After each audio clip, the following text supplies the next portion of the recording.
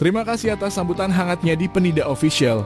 Saya siap menyajikan berita atau informasi terkini dan aktual untuk Anda.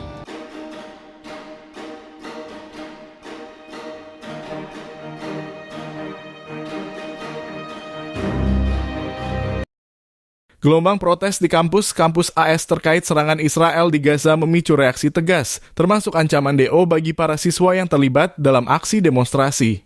Hal ini menunjukkan eskalasi ketegangan antara mahasiswa dan lembaga akademik terkait isu tersebut. Keputusan Columbia University untuk mengeluarkan mahasiswa yang melakukan pengambil alihan gedung kelas menyoroti ketegangan yang meningkat terkait isu Israel-Palestina di kampus. Aksi protes tersebut memicu kekhawatiran akan keamanan dan dampaknya terhadap kegiatan akademik. Sementara itu, respons dari Gedung Putih menunjukkan ketegangan lebih lanjut antara pihak-pihak yang terlibat dalam konflik tersebut. Keseluruhan situasi menunjukkan kompleksitas isu-isu politik dan sosial yang terus mempengaruhi kehidupan kampus dan masyarakat secara luas. 1.000 orang ditangkap serangan pada 7 Oktober di Israel Selatan oleh militan Hamas dari Gaza. Dan serangan Israel berikutnya di daerah Kantong Palestina telah memicu gelombang aktivisme mahasiswa terbesar sejak protes anti-rasisme pada tahun 2020. Para pengunjuk rasa berargumen mengenai serangan Israel dan meningkatnya jumlah korban tewas akibat serbuan Tel Aviv ke Gaza. Di sisi lain, jumlah penangkapan di kampus-kampus di seluruh negeri akibat aksi demonstrasi ini mendekati 1.000 orang. Perlu diketahui, mahasiswa berdemo hampir di seluruh universitas elit AS.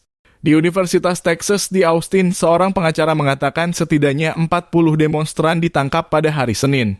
Konfrontasi tersebut merupakan peningkatan di kampus yang mempunyai 53.000 mahasiswa di ibu kota negara bagian tersebut, di mana lebih dari 50 pengunjuk rasa juga ditangkap pekan lalu.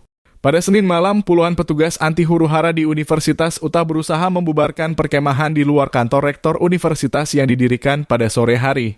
Polisi menyeret tangan dan kaki para pelajar, mematahkan tiang-tiang yang menahan tenda, dan mengikat mereka yang menolak untuk membubarkan diri. Sebagai respons atas aksi tersebut, polisi menangkap 17 demonstran. Universitas Utah menyatakan bahwa berkemah semalaman di properti sekolah merupakan tindakan yang melanggar aturan, dan para siswa telah diberi beberapa peringatan untuk membubarkan diri sebelum polisi dipanggil. Di Universitas Southern California (USC), penyelenggara perkemahan besar duduk bersama Rektor Universitas Carol Folt selama sekitar 90 menit pada hari Senin.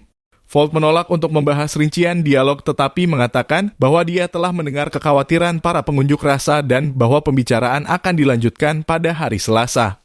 Di Harvard, para pengunjuk rasa mendirikan kamp dengan 14 tenda pada hari Rabu pekan lalu sebagai respons terhadap penangguhan Komite Solidaritas Palestina Sarjana Harvard di universitas tersebut.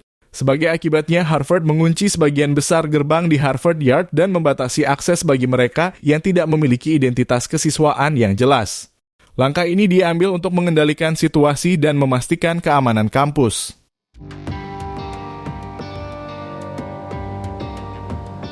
Sekian berita yang dapat kami sampaikan hari ini. Sampai jumpa pada waktu berikutnya dan berita selanjutnya. Jangan ragu untuk subscribe dan memberikan komentar. Salam dari Penida Official.